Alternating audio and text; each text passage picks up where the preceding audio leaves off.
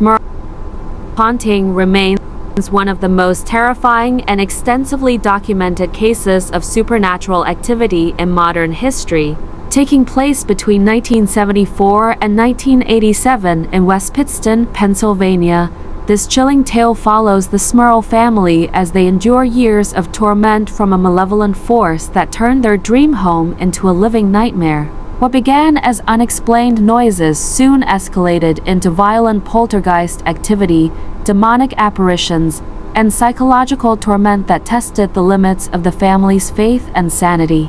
This is their story. Chapter 1. The family and their home. Jack and Janet Smurl were an average middle-class couple looking to build a peaceful life for their family. Along with their 2 daughters and Jack's parents, John and Mary Smurl, they moved into a modest duplex on Chase Street in 1973. The house, built in 1896, was old but offered the space they needed. They worked tirelessly to renovate the home, hoping it would be their sanctuary. Strange occurrences started subtly. Shadows flickered in the corners of their vision.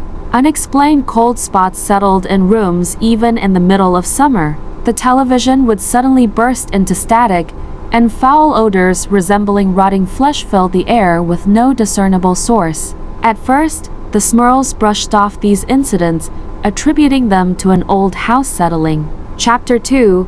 Escalation of terror. Within months, the activity intensified. Objects moved on their own, loud banging noises echoed through the halls at night, and electrical disturbances became common. The most horrifying events involved physical attacks. Jack reported being shoved, slapped, and even strangled in his sleep by unseen hands. Janet experienced a malevolent presence whispering obscenities in her ear at night.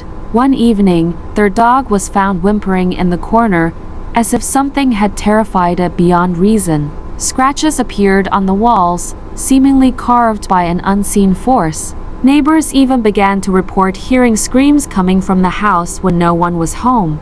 The family knew they were dealing with something beyond the realm of the normal. Chapter 3. A demonic presence. As the torment escalated, the Smurls sought answers. They brought in priests, but the blessing of the house did little to stop the disturbances. Jack and Janet began to suspect that they were not dealing with a simple ghost, but something far more sinister. A demon. Apparitions appeared throughout the house.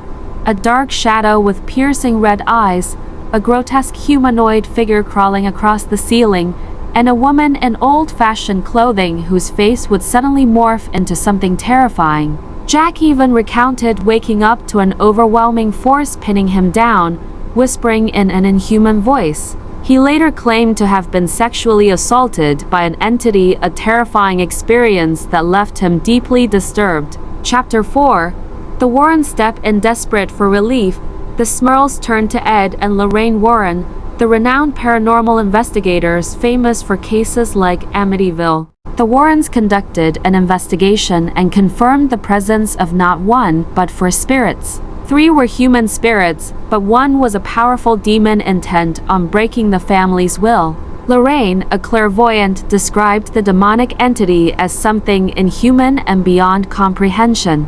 It fed off fear, growing stronger with every scream, every tear, and every sleepless night. The Warrens attempted an exorcism, but the activity only grew worse, as if the entity had been angered. Chapter 5.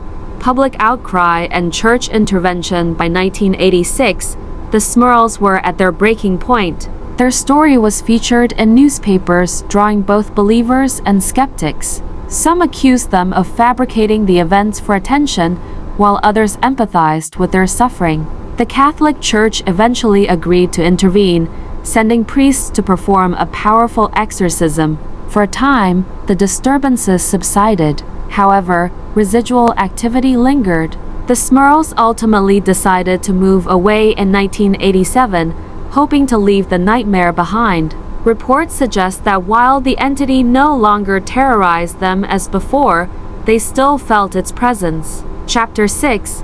Legacy of the Smurl haunting. To this day, the Smurl haunting remains one of the most hotly debated paranormal cases in history. Some believe it was a case of mass hysteria, others claim it was a genuine demonic attack. Whatever the truth may be, one thing is certain: something deeply disturbing happened in that house, leaving a lasting scar on those who experienced it. The Smurls' harrowing tale was later adapted into books and a 1991 television film, The Haunted. Their story continues to intrigue and terrify those who dare to explore the darker side of the unknown. Was the Smurl haunting a hoax, or did an ancient evil truly make its home within their walls? Perhaps some questions are best left unanswered, but if you ever feel a cold breath on your neck or hear whispers in the dead of night, remember the Smurls, and you are never truly alone.